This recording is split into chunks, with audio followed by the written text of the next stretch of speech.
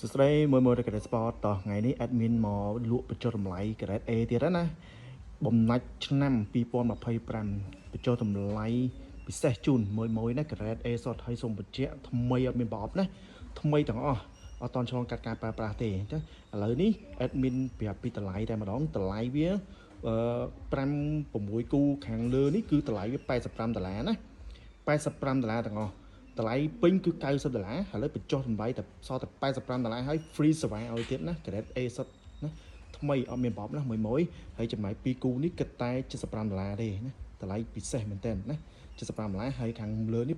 $85អូខេឥឡូវនេះ admin ប្រាប់ពីទំហំជើងនីមួយឲ្យមួយណាអូខេគូទី1នេះគឺ size 39 25 cm ណាថ្មីស្អាតមែនតើណាមួយដែលចូលចិត្តក្បាច់ពណ៌ដែលមានក្បាច់ណាហើយពណ៌សបាតស្អាតណាជាប្រភេទ FG AG ណាមួយ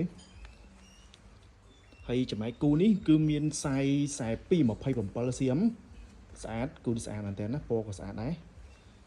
បាតដូចគ្នា AG FG ហើយចំណែកព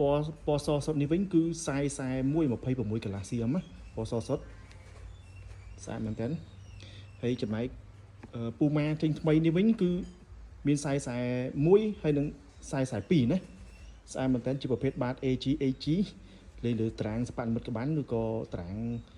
ធម្មជាតិក៏បានដែរបានទាំងអស់គូនេះណាមួយស្អាតមែនតើទៅចេញមកដែរទេ color នេះណាហើយចំណែក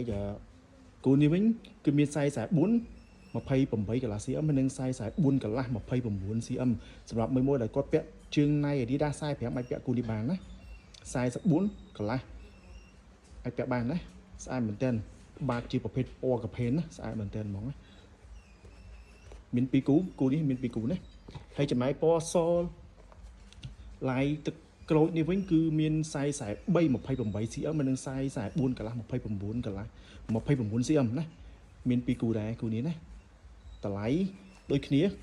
ជួរខាងលើនេះគឺតម្លៃ$85ណាតម្លៃពេញ90ចុះទៅសល់$85ហើយ free សេវាឲ្យទៀតចំណែក2គូខាងក្រោមនេះគឺតម្លៃវាតែ$75ទេហើយគូនេះគឺមាន size 42 27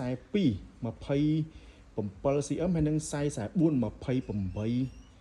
កន្លះ cm ណាគូនេះណាមាន2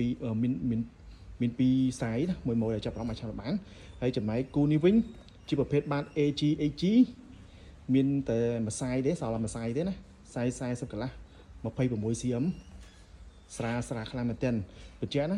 ថ្មីអត់មានប្រអប់ជាប្រភេទ Grade A ណាស្រាលខ្លាំងមែនទែនណាអូខេមួយដែលចាប់អារម្មណ៍ត្រូវជើងត្រូវទំហំអាចឆាប់បានណាតាម page ក៏បាន TikTok ក៏បាន